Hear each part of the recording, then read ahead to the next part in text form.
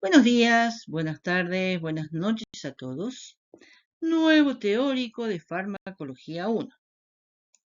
Bien, hoy vamos a hablar del, este es el segundo teórico y vamos a hablar de una disciplina que ya hemos mencionado en la primera clase, que es la farmacocinética, que es la disciplina, la rama de la farmacología, que estudia todos los procesos que el fármaco sufre durante su paso por el organismo, cuándo va a ser su farmacodinamia, es decir, su mecanismo de acción, su acción y efecto.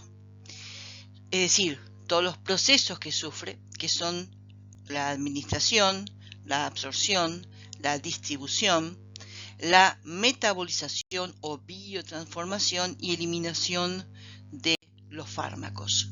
Es decir, cuando nosotros, o por ejemplo, tomamos un comprimido, o un familiar nuestro toma un comprimido, o le administran una ampolla, o bueno, nos ponemos, sí, sobre todo, o tomamos una cápsula, va a tener un determinado proceso que primero es la absorción, que a través de este proceso llega a sangre, que es la distribución. De aquí puede ir circulando por sangre como fármaco libre o como fármaco unido a proteínas, lo que es el fármaco ligado.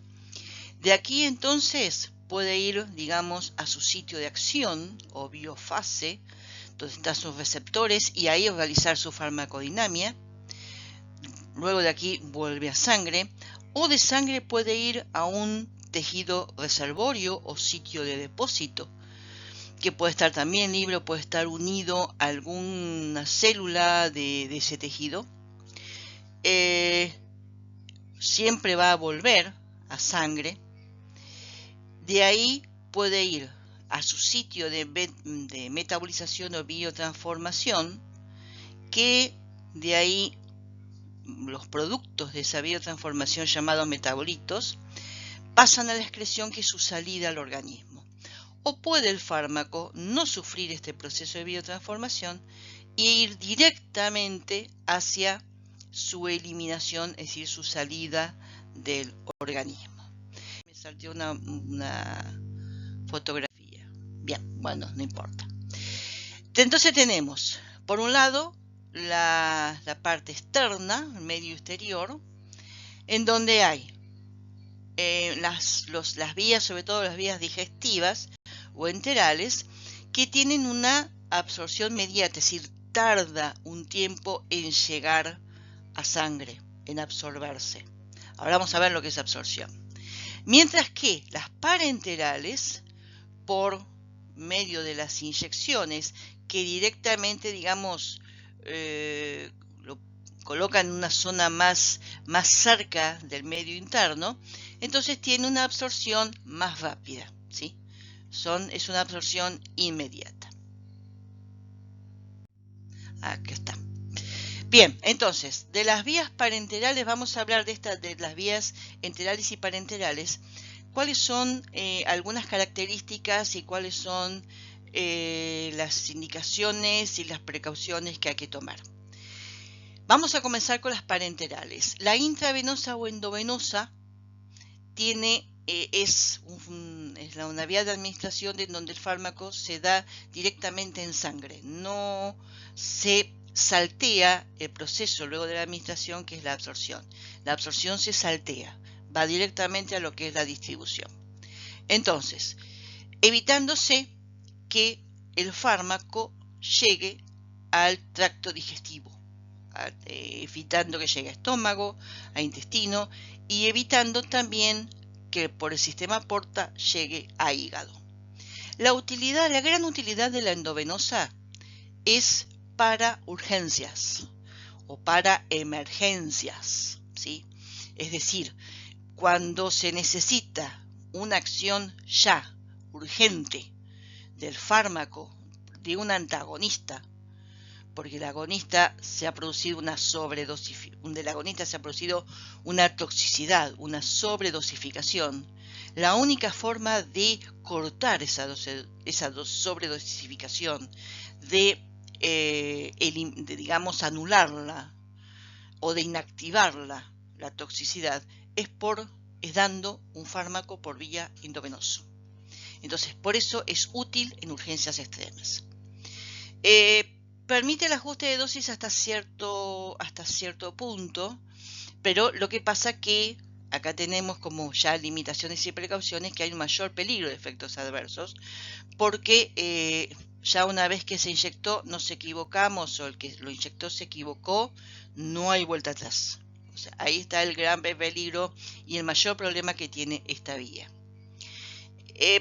Cuando hay fármacos que son proteínas o son de mucho peso molecular, que es difícil administrarlo por otras vías de administración, sí se puede utilizar la vía endovenosa.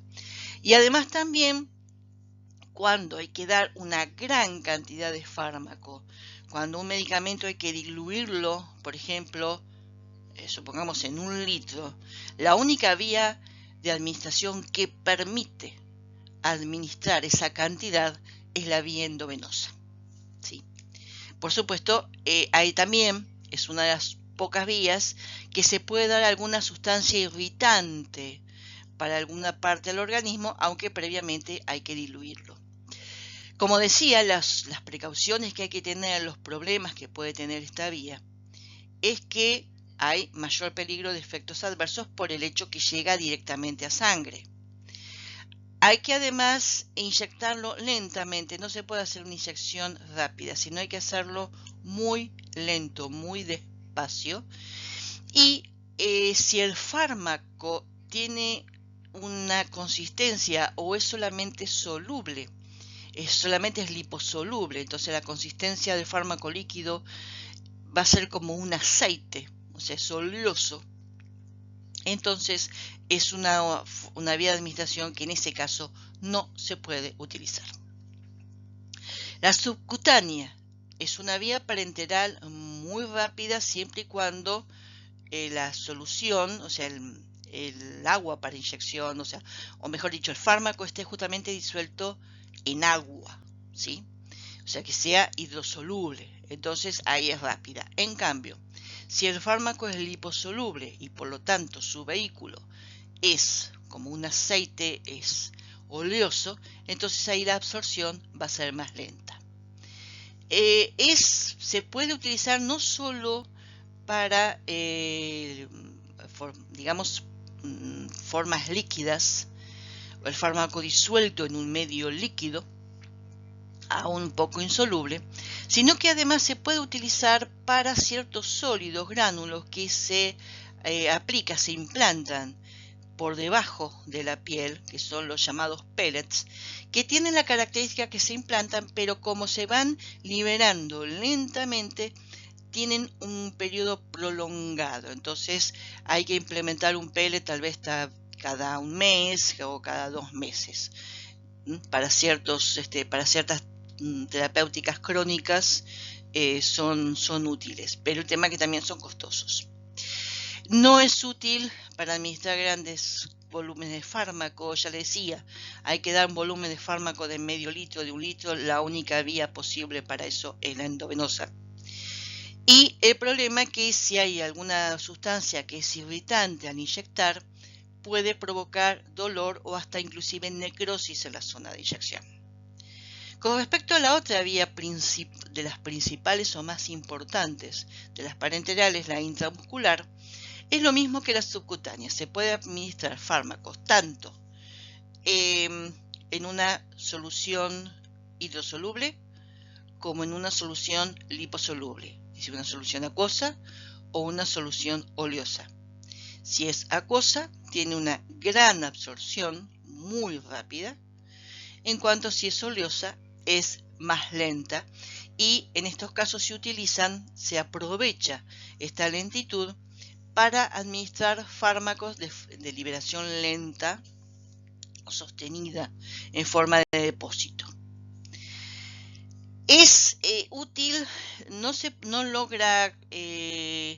puede administrar el volumen de fármaco, ese medio litro, un cuarto de litro, un litro, que sí se puede administrar una endovenosa, pero se puede llegar a administrar un poco más de volumen que en una subcutánea. Por ejemplo, unos 5 mililitros, 10 mililitros se puede llegar a dar. Como también se puede llegar a dar fármacos que estén en un vehículo oleoso, recuerden que la endovenosa no, y algunas sustancias irritantes. Bien, no, el problema de esta vía que si el paciente está tomando anticoagulantes, está contraindicado el uso de esta vía intramuscular. Y puede, si por ejemplo estamos administrando un fármaco durante unos cuantos días por vía intramuscular y el paciente justo se tiene que hacer un análisis de sangre y entre ellos incluye que le piden el clearance de los valores de creatinina, o sea, la creatininemia, puede, digamos, complicar, digamos, un diagnóstico o los valores de la creatininemia. ¿Por qué? La creatinina, la creatinemia es el valor de creatinina en sangre. La creatinina es un producto del metabolismo de la creatina, que está presente en todo el organismo. La creatina es una proteína presente en todo el organismo, especialmente en la masa muscular. Entonces, la inyección intramuscular puede hacer que se aumente el metabolismo de la creatina, que haya mayor creatinina y entonces eso aumente los valores de creatininemia. Cuestión que no le pasa nada anormal al paciente, salvo por el medicamento que le estamos dando en forma intramuscular. Entonces esto al paciente hay que avisárselo, sobre todo si piensa hacerse algún estudio de sangre mientras está haciendo el tratamiento con inyección intramuscular. Las administraciones enterales o digestivas, obviamente la más utilizada, la que más indicamos nosotros, los odontólogos, es la vía oral, o sea, por ingestión. Los comprimidos, las cápsulas, que el patrón de absorción, es decir, si es rápido, si es lento, depende de muchos factores. Es muy variable, depende de muchos factores que ahora vamos cuando empecemos a hablar de absorción, vamos a describirlos, ¿sí? Y también lo van a ver referente que también son muchos, depende del fármaco y depende de las interacciones con otros fármacos. Es decir, hay verdaderamente muchos factores que pueden modificar la absorción, el tiempo de absorción, la velocidad de absorción de un medicamento cuando lo damos por vía oral. Es la vía más cómoda, más económica, la más inocua. Tiene la ventaja que el paciente lo toma por sí mismo, no necesita de un tercero que se le aplique, como es el caso de las parenterales, a excepción de la subcutánea. A veces la subcutánea el paciente mismo se la puede dar, como es el caso de la insulina. Los pacientes diabéticos que se administran insulina, la insulina se suele dar subcutánea y se la da al mismo paciente. Pero también el tema es que tenemos que tener la colaboración del paciente, es decir, que el paciente colabore y tome los comprimidos, las cápsulas, es decir, que tome el fármaco que nosotros le indicamos por vía oral. La vía parenteral tiene la ventaja que no se necesita la colaboración del paciente, se inyecta y listo, o si el paciente está inconsciente, se puede dar el fármaco de la misma manera. El fármaco por vía oral, el paciente tiene que estar consciente, o sea, tiene que tener conciencia. Bueno, acá están las limitaciones, requiere colaboración del paciente, ¿sí? Bien, otras vías que hablamos, la sublingual. La sublingual es una vía también muy cómoda, económica, y tiene una absorción un poco más veloz más rápida que la vía oral, ¿sí? Porque al al saltearse el sistema digestivo, o sea, saltearse estómago, intestino y saltearse sistema porta, que por ahí los fármacos al absorberse tienen que hacer un paso por el hígado para antes de llegar a la sangre, que eso retarda un poco la absorción. Al ser la sublingual, evitar eso, tiene una absorción un poco más rápida, además de por las características de la mucosa y la zona irrigada, que es el piso de boca, que ahora vamos a ver que la irrigación es muy importante para favorecer la rapidez de absorción de un medicamento. Bueno, luego tenemos la rectal, que son los supositorios, o sea, los supositorios se absorben por vía rectal, intestino grueso. La pulmonar, todos los líquidos volátiles o los inhalatorios, y la vía tópica cuando es en forma local sobre piel o sobre alguna de las mucosas. Bien, esto con respecto a la administración. Una vez que lo administramos, viene el proceso de absorción, es decir, el pasaje de un fármaco del medio externo al medio interno, que es indispensable que para que la droga cumpla su acción y llegue al sitio de acción, tiene que pasar por este mecanismo de absorción, es decir, pasaje del medicamento a través de membranas biológicas semipermeables de la parte externa a la parte interna para alcanzar la sangre. ¿Sí? Entonces,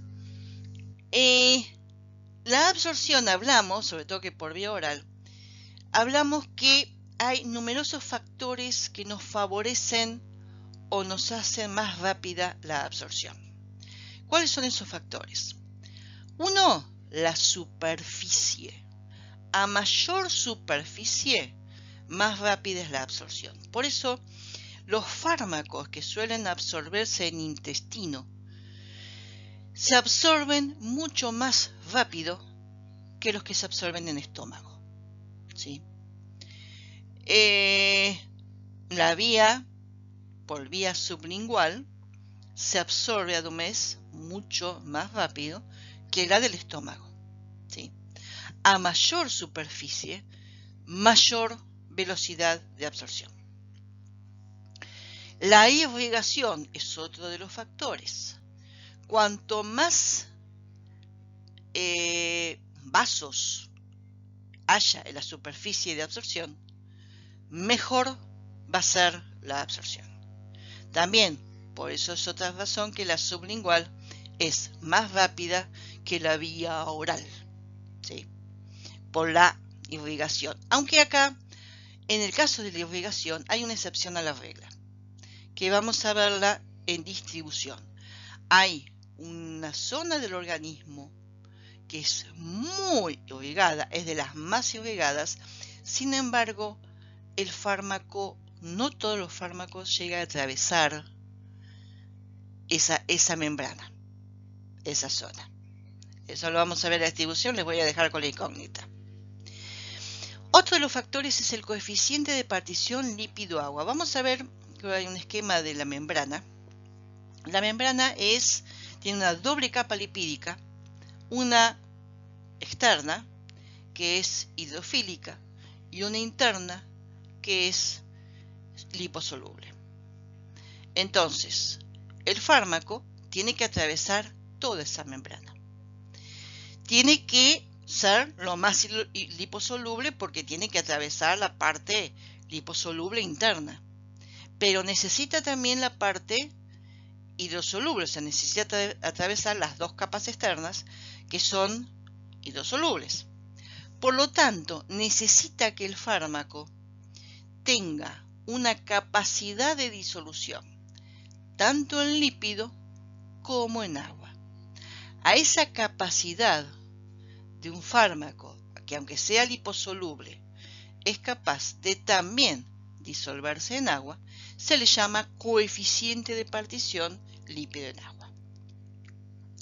Y el otro factor es el pK.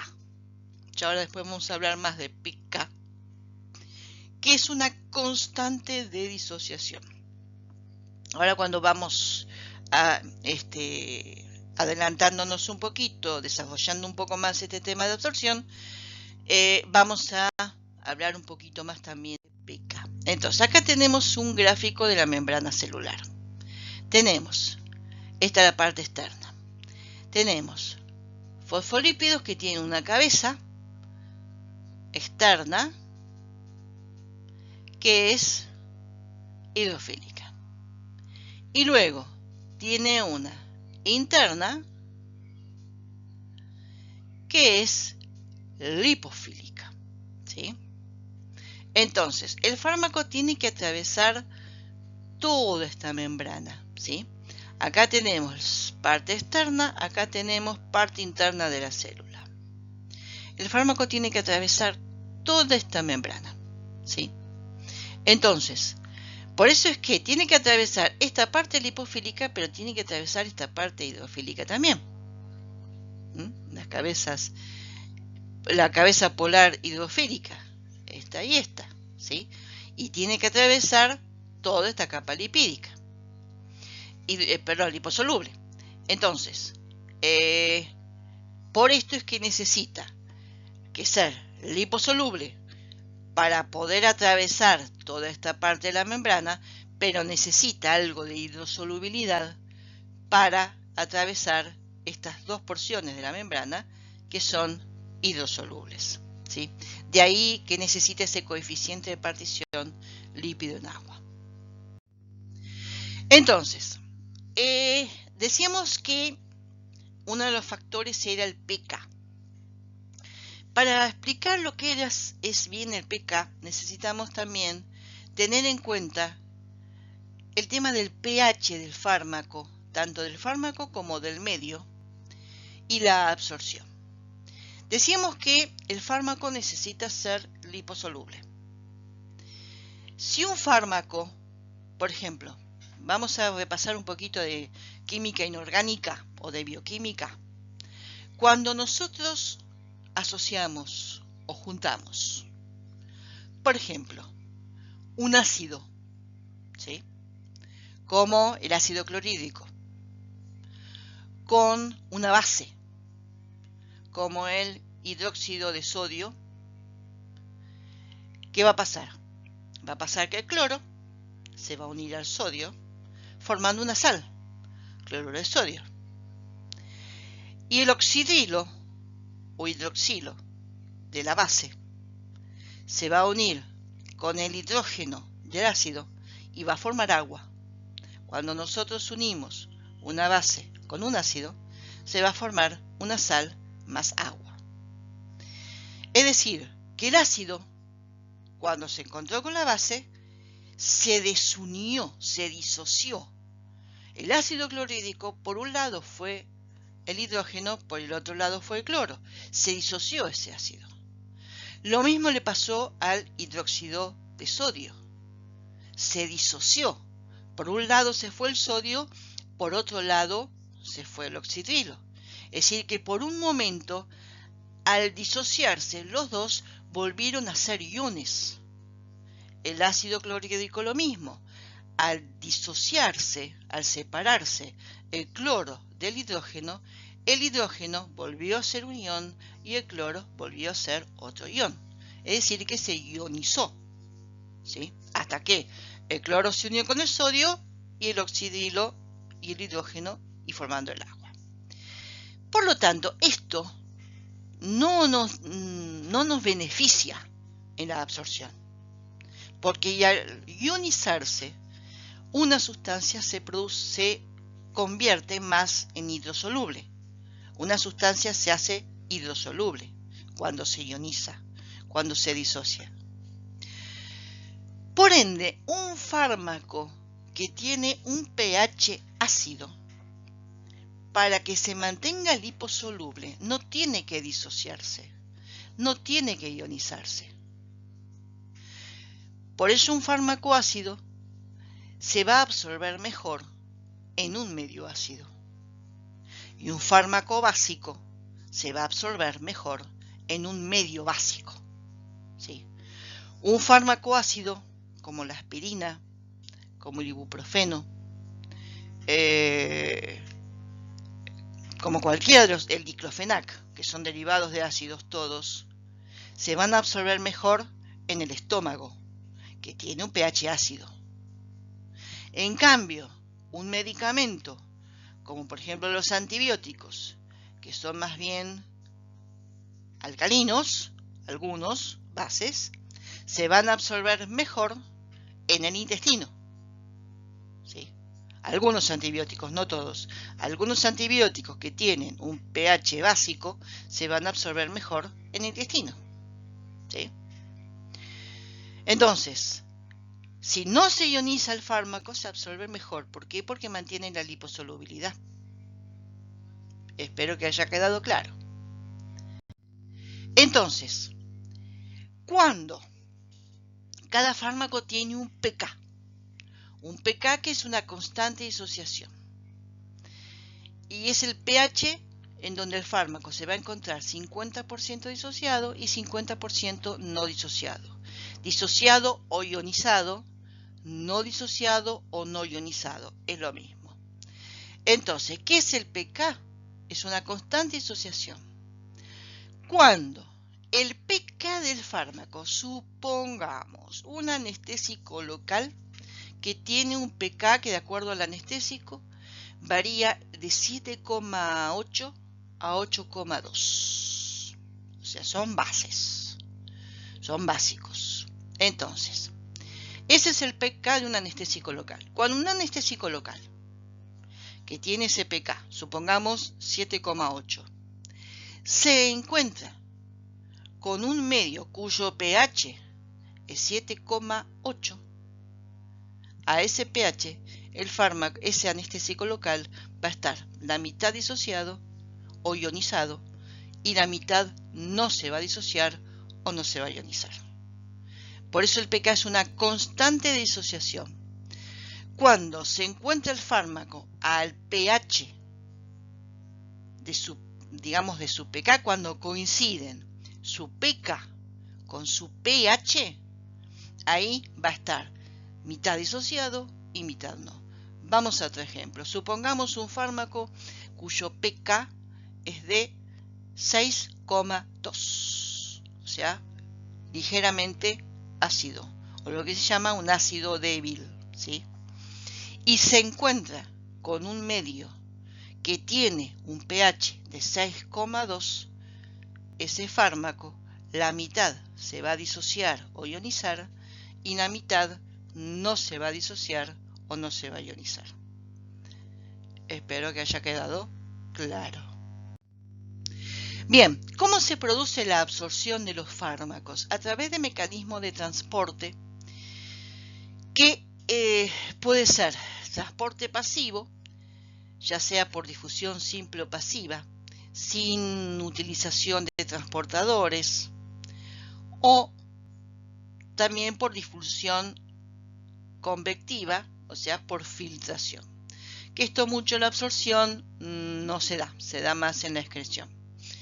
Por transporte especializado, en donde tenemos los que usan transportador como transporte activo y la difusión facilitada. La difusión facilitada es un tipo en verdad de transporte pasivo, porque la difusión facilitada, ahora vamos a ver un dibujito, no necesita el transportador, pero no hay gasto de energía. En cambio, en el transporte activo sí hay gasto de energía.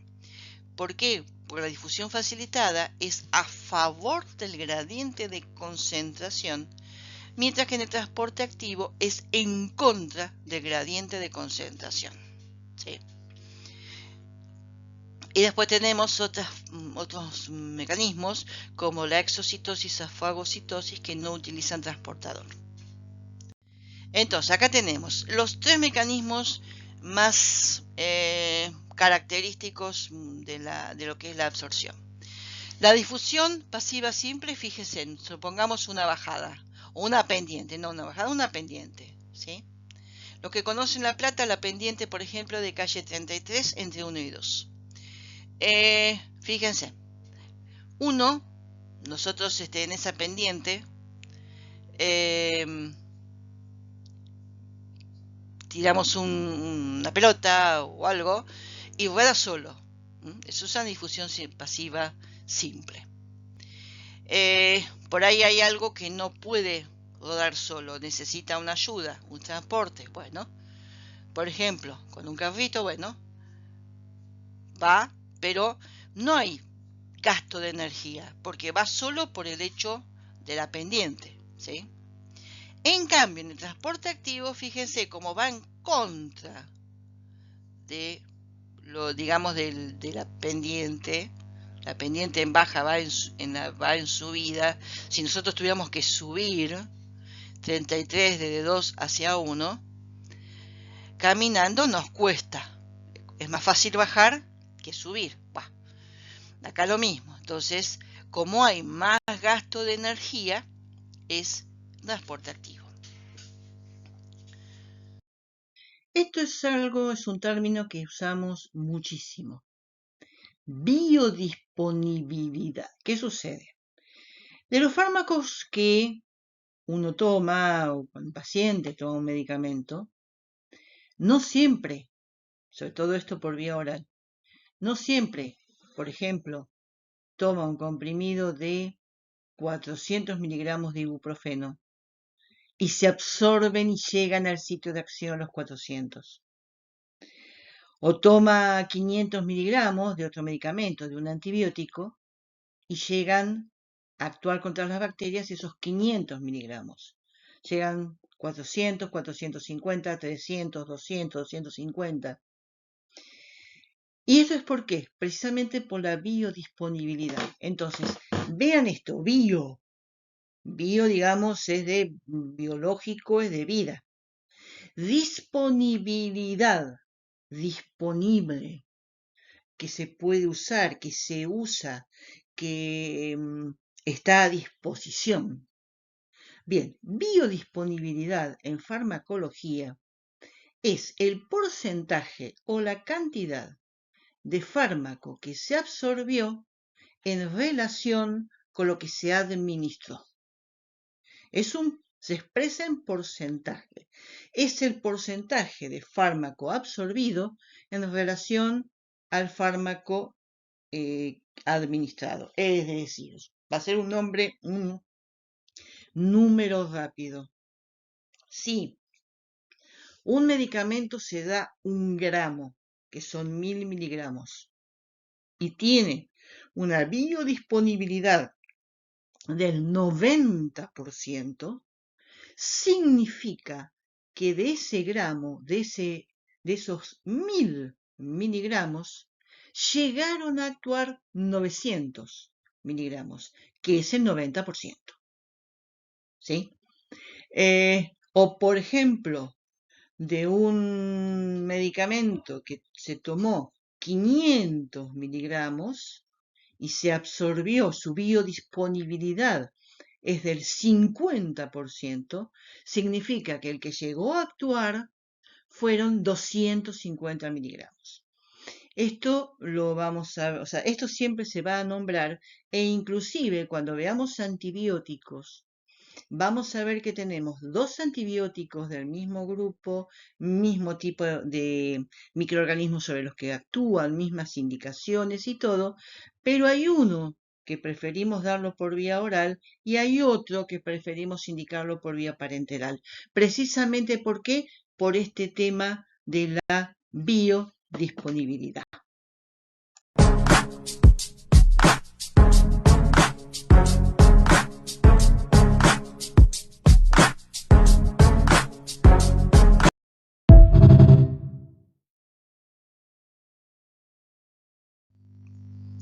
Bien, una vez que el fármaco se absorbió, pasó a sangre, entonces empieza otro proceso de la farmacocinética, que es la distribución. Esta distribución puede hacerse de 2 maneras. Con el fármaco unido a proteínas plasmáticas o el fármaco libre. Es decir, cuando llega sangre, el fármaco puede unirse a proteínas plasmáticas o puede circular libre, ¿sí? Siempre va a haber un porcentaje que se va a unir y un porcentaje en que va a quedar libre. El que primero va a llegar a su biofase y va a producir su efecto es el fármaco libre. A ver, cuando explico este punto, siempre hago el siguiente ejemplo.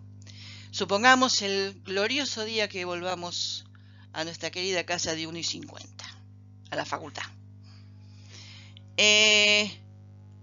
Cuando vamos, ustedes van al aula, supongamos un viernes o un jueves a las 5 de la tarde, que están llegando tarde, son 5:05, 5:10, y saben que si llegan más tarde de 5:15, o de 8:15, o de 11:15, 12:15, 5:15, les ponen ausente. Listo. Y están llegando tarde, 2 de ustedes. Y uno de ustedes se encuentra con un compañero que se les pone a hablar y todo. ¿Quién va a llegar primero al aula? ¿A quién le van a poner presente? ¿A quién le va a poner ausente? Obviamente al que siguió solo, porque el que siguió unido o ahí charlando del compañero se retrasa un poco más. Entonces, el fármaco libre es el que va a llegar primero al biofase. El fármaco que está unido a proteínas tiene que primero desunirse, después volver a su sitio de acción, entonces va a tardar un poco más. De todas maneras, cuando hay sucede un fenómeno, un proceso, en que supongamos que un fármaco para hacerlo números fáciles, supongamos que de 1 gramo que se absorbió y llegó a sangre, supongamos que vamos a decir 1000 miligramos, 900 circula unido y 100 circula libre. 90% unido, 10% libre. Cuando ese 10%, esos 100 miligramos, ¿sí?, van a su sitio de acción, del 90% que quedó unido, un 10% se va a desunir y va a empezar a circular libre. Y el resto va a circular unido.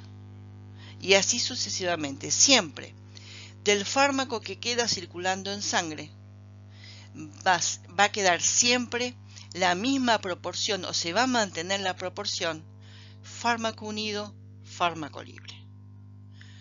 Vamos a hacer un ejemplo más fácil para que se quede más claro. Supongamos, de 500 miligramos, 50% circula unido, 50% circula libre. Es decir, 250 circula unido, 50% circula libre. Ese 250 que queda libre va a actuar, ¿sí? Del 250 que quedó unido, 125 va a liberarse. Entonces, 125 y 125, es decir, 50 y 50. Esos 125 van a actuar.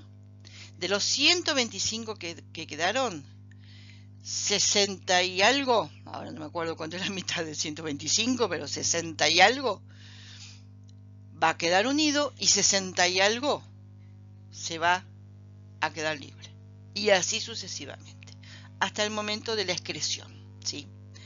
También este fármaco que quedó unido puede nunca llegar a su sitio de acción y directamente irse a a los 2 siguientes procesos, que son metabolización y excreción, o directamente a la excreción. No todos los fármacos se biotransforman. Bueno, como siempre, si hay dudas en los comentarios de algunas publicaciones, por mensaje directo en Instagram o al mail farmacologiafolp@gmail.com. Pueden aclararse las dudas. Bien, entonces, en la distribución, entonces, puede ir hacia distintos lugares, ya sea donde hay riego sanguíneo menor, como es por ejemplo piel, la parte de músculo, tejido adiposo, o en lugares donde están más irrigados, riñón, corazón, cerebro, y atención con lo que es cerebro. Ya después ahora vamos a hablar de esto, pero más les voy a ir adelantando. El cerebro, a pesar de ser uno de los órganos más irrigados del organismo, no todos los fármacos pueden llegar a él. ¿Por qué? Porque hay una barrera. El fármaco, durante su distribución, puede llegar a encontrarse con dos barreras. Una más permeable y una más impermeable. Entonces, estamos en distribución y antes de ir a las barreras. También algo muy importante para lo que son los fármacos es el volumen de distribución. O sea, ¿cuál es el espacio farmacocinético en cual se distribuye un fármaco? ¿Se distribuye solo dentro de las células? ¿Solo en el espacio extracelular? ¿Se distribuye en todo el organismo? ¿Sí? Entonces, esto se calcula, dividiendo la dosis administrada por la concentración inicial aparente, es decir, sería lo que sería la concentración crítica. Entonces ahí se saca el volumen de distribución. Si el volumen de distribución es menor a 5 litros, significa que el fármaco está solamente en sangre. Si es mayor a 5 pero menor a 15 litros, el fármaco llega hasta el líquido extracelular. Si la concentración es mayor a 15 litros, entonces hay distribución en toda el agua corporal y está distribuido en todo el organismo, ¿sí? Ahora sí vamos a las barreras. Las dos barreras que el fármaco puede llegar a encontrarse. Una, la barrera placentaria, en donde muchos fármacos la atraviesan, y la barrera hematoencefálica, que esta barrera yo me refería, que a pesar que está en el cerebro, que es uno de los órganos más irrigados del organismo, no todos los fármacos llegan al cerebro. ¿Por qué? Por esta barrera, por la barrera hematoencefálica. Vamos primero a la barrera placentaria. Tenemos acá el saco amniótico, tenemos el feto, cordón umbilical, donde hay dos arterias y una vena, y lo que es la placenta, donde tenemos vasos sanguíneos que son del feto y los vasos sanguíneos que son de la madre. Acá tenemos otro gráfico. Capa muscular, vena y arteria materna, ¿sí?, que se van conectando con venas fetales y con arteria fetal, ¿sí? Todo esto a través del cordón umbilical. Esta placenta es muy liposoluble, por lo tanto los fármacos la atraviesan con bastante facilidad. Son muy pocos los fármacos que no llegan a atravesar barrera placentaria. La mayoría los atraviesan. De ahí los cuidados que hay que tener con dar fármacos durante el embarazo. Ya en su momento en Farmacología 2 hablaremos de este punto. Y aquí está la barrera hematoencefálica. Fíjense, esto es sangre, ¿sí? Las flechas estas enteritas hablan de la circulación del líquido cefalorraquídeo, mientras que las que están acá punteados son de soluciones, diferentes soluciones, entre ellas la que puede ser la solución de un fármaco, ¿sí? Entonces, supongamos llega acá. Es muy difícil, porque fíjense en este. Acá tenemos luz del vaso sanguíneo. El fármaco tiene que atravesar esta luz sanguínea hacia el exterior para llegar al cerebro. Fíjense que tiene una gran barrera, a pesar de ser muy, muy irrigada. Tiene una gran barrera, que es el líquido cefalorraquídeo, las células gliales, es decir, los que son los astrocitos, es decir, es una gran barrera, es el equivalente a una doble membrana celular, la barrera hematocefálica. Por eso es muy, muy difícil, son muy pocos los fármacos que llegan a la parte cerebral, que llegan al sistema nervioso central y que llegan al cerebro. Esta sí es muy difícil de atravesar, la barrera hematocefálica. Bien, el fármaco ya cumplió su acción, o no, quedó un fármaco remanente.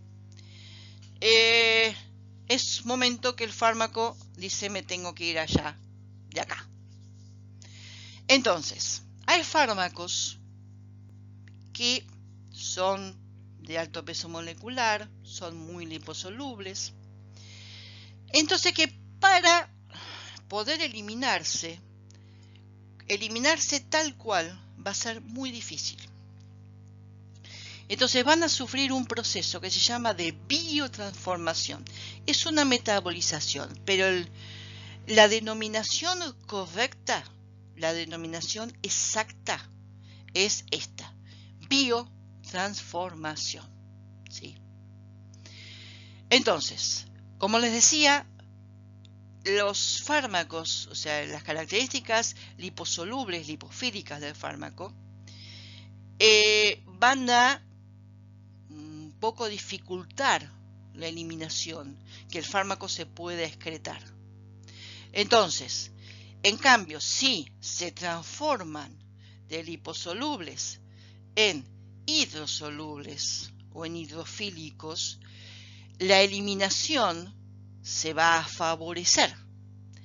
Entonces, de ahí que la biotransformación de fármacos, su transformación en metabolitos, en partes más chiquitas y por lo tanto más hidrofílicas, van a favorecer su eliminación. Estas reacciones de biotransformación van a generar metabolitos inactivos, en la mayoría de las veces más polares, es decir, ionizados, y que más fácilmente se van a excretar. ¿Qué es en verdad una biotransformación? Un ejemplo gráfico. Toman una hoja cualquiera, ese es el fármaco. Rómpanla, esa hoja, en varios pedazos. Eso es la biotransformación. Cada uno de los pedazos de esa hoja que les quedó, eso es un metabolito. La función de la biotransformación, una es facilitar la eliminación y otra es inactivar el fármaco. Pero atención, no siempre se logra la biotransformación inactivar al fármaco, ¿sí? Por eso la biotransformación en sí necesita por lo menos dos fases. Una primera fase, que no todos los fármacos la atraviesan, en donde se produce una oxidación, sobre todo en hígado y sobre todo con un grupo muy importante de enzimas que se llaman citocromo P450, que produce la oxidación de muchos elementos, de muchos transmisores, de alimentos, pero también de los fármacos. Otra posibilidad es una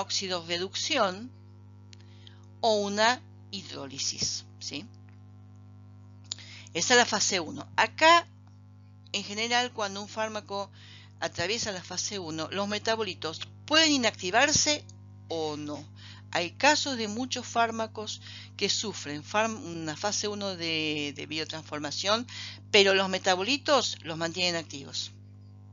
Y eso hace que pueda reabsorberse ese metabolito, seguir actuando y después eliminarse, lo que prolonga la vida media del fármaco. Y después tenemos la fase 2, que es la conjugación, que es la unión del fármaco a algún componente, alguna proteína, algún ácido, o la unión de estos metabolitos que vienen de la oxidación o de la oxidorreducción o de la hidrólisis, algún ácido, alguna proteína que ahí sí los va a inactivar, ahí sí en la fase 2 se inactiva y lo va a favorecer la eliminación. Yo les hablaba que en la oxidación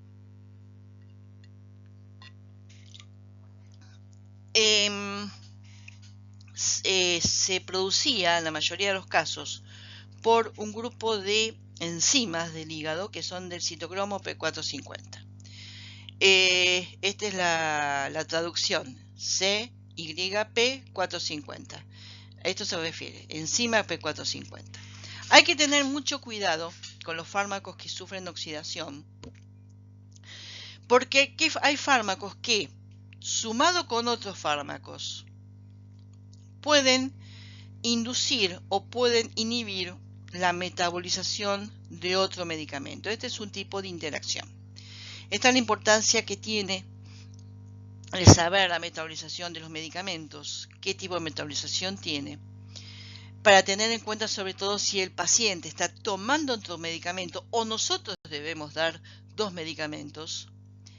Evitar que un fármaco sea inductor, es decir, acelere la metabolización de otro fármaco o inhiba la metabolización de otro fármaco.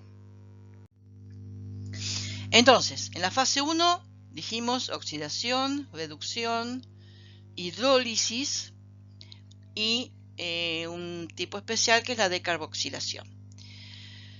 Con la fase 1 del fármaco se transforma en metabolito. En la fase 2 conjugación, uniéndose o el fármaco o el metabolito al ácido glucurónico, al ácido sulfúrico, al ácido acético, a la glutamina, a la glicocola, etc. Y ahí es cuando sí se inactiva y entonces sí pasa a la siguiente fase, que es la eliminación o excreción, que puede tener varias vías.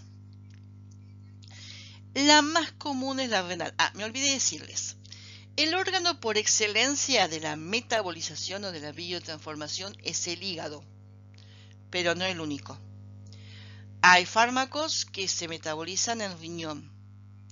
Hay fármacos, como por ejemplo un cierto tipo de anestésicos, que se metabolizan en el plasma, en las proteínas plasmáticas. Uniéndose a las proteínas plasmáticas, ahí también se metabolizan. Esos son los tres sitios principales de metabolización, pero gran porcentaje de fármacos se metabolizan en el hígado. La eliminación, las dos principales son estas dos, renal y biliar. También es importante la digestiva o por heces, la salival, lagrimal, leche materna, sudor. Son vías de eliminación secundarias. Un fármaco jamás se va a eliminar por una sola vía. Va a usar varias vías de eliminación. Va a haber una que va a ser principal y después pequeños porcentajes que, por ejemplo, se va a eliminar por ejemplo, el antibiótico se elimina un 90% por vía biliar y un 10% por vía renal. O un 80% por vía renal, un 15% biliar, un 1% por leche materna, un 3% por saliva, etc. O sea, nunca se van a eliminar por una única vía de eliminación. La eliminación renal por riñón hay a su vez 3 vías o 3 sitios de riñón o 3 formas de eliminarse por riñón. Una es por filtración glomerular y otra es secreción tubular. En verdad, esta del medio, la reabsorción tubular, no es una vía de eliminación, sino es una vía de recirculación, ¿sí?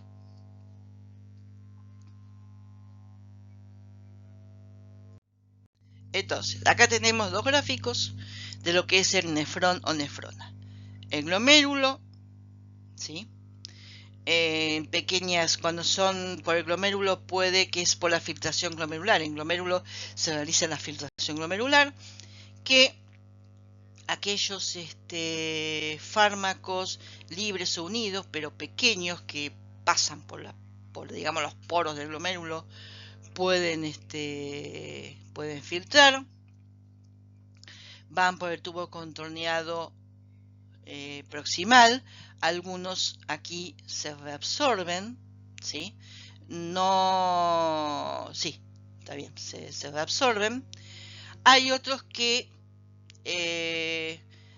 no pasan por el glomérulo, sino que por transporte activo, tanto en el túbulo contorneado proximal como otros en el túbulo contorneado distal, realizan la eliminación por secreción tubular. Algunos lo que secretan por secreción tubular en el túbulo contorneado proximal pueden llegar a reabsorberse y luego sí se eliminan. Acá hay otro gráfico por filtración. En este sector se pueden reabsorber y están después en esta parte de los túbulos contorneado, túbulo contorneado, digo bien, proximal y el distal, por transporte activo, se secretan y después se eliminan, o pueden llegar, no tanto los que se excretan por tubo contorneado distal, sí por el proximal, pueden llegar a absorberse si el fármaco mantiene su liposolubilidad y llega a excretarse porque es una cantidad pequeña, o en el caso de un metabolito activo. Eliminación biliar. Ahí se metaboliza en hígado o va el fármaco a hígado. Ese metabolito o ese fármaco, si no llegó a metabolizarse, aunque la mayoría sí, que se excreta por bilis están metabolizados, está en bilis. Del bilis va hacia el intestino y de ahí se excreta por heces. A pesar que se excreta por heces, se la considera excreción biliar porque el metabolito quedó en bilis, no se fue directamente a heces. La excreción por heces es cuando el fármaco, por ejemplo un fármaco que tiene una absorción digestiva, la porción que no se absorbió va directa a eliminación por heces, ¿sí? Por materia fecal. Bien, algo que no mencionamos, está bien que se mencione ahora, es algo que ya hemos visto en verdad en la clase de variación de los efectos, que es la vida media plasmática. La vida media plasmática, o vida media eliminación, o vida media de un fármaco, es el tiempo necesario para eliminar el 50% del fármaco administrado al organismo. Es decir, es el tiempo que tarda un fármaco en eliminarse la mitad, la primera mitad. Ya sabemos que la segunda mitad puede tardar el doble, el triple o el cuádruple de la vida media. O sea, la segunda mitad puede tardar 2, 3 o 4 veces la vida media. Supongamos un ejemplo. Un fármaco que se elimina, su vida media es de 2 horas, es decir, tarda en eliminarse la mitad 2 horas. La segunda mitad puede tardar 4, puede tardar 6 o puede tardar 8 horas, ¿sí? Esta vida media es de la primera mitad. Otro valor importante, que vamos a verlo en Farmacología 2, nos va a ayudar mucho para tener en cuenta qué ajuste de dosis debemos hacer en un paciente con problemas renales. El clearance o depuración, ¿sí? O aclaramiento, también se le llama aclaramiento. Es la eliminación o depuración de la droga por unidad de tiempo, es decir, cuántos mililitros de plasma limpia de una droga el riñón por minuto. Eso es el clearance o depuración. El más conocido es el clearance, depuración o aclaramiento de creatinina, ¿sí? Que ese es el que vamos a usar para ajustar la dosis de los fármacos en un paciente con problemas renales, que lo vamos a ver en Farmacología 2. Bien, en este gráfico tenemos un repaso de todo. Vías de administración: por vías orales, por vía endovenosa, inyectable, la vía subcutánea, la vía intramuscular, otras vías transdérmicas, ¿sí? Todas de alguna manera se absorban y llegan a sangre, ¿sí? De ahí van a su sitio de acción, de ahí pueden metabolizarse al hígado, ¿sí? De ahí pueden eliminarse por heces, vuelve a sangre y se eliminan por riñón, por sudor, por glándulas salivales. Y yo hoy les decía, acá queda bien claro, lo que yo les decía, que la vía respiratoria, más que una vía de administración, se considera una vía de circulación. Fíjense, la vía inhalatoria, por inhalación, a veces llega a sangre, pero llega a la parte de bronquios, de bronquiolos, de pulmones, y por el aire exhalado, ese fármaco inhalado se elimina. Todo queda dentro del sistema respiratorio. Y esto ha sido todo por hoy. Acá terminamos este segundo teórico de Farmacología 1. Cualquier duda nos escriben en mensaje directo de Instagram. Nos pueden mandar sus consultas por mail, farmacologiafolk@gmail.com. Bueno, los viernes estamos casi todos los docentes para aclarar alguna duda. También están las clases, el momento. Lo único teórico que van a ver en el aula es aclarar las dudas, así que sáquense las dudas, aprovechen ese momento. Yo me despido, hasta la próxima.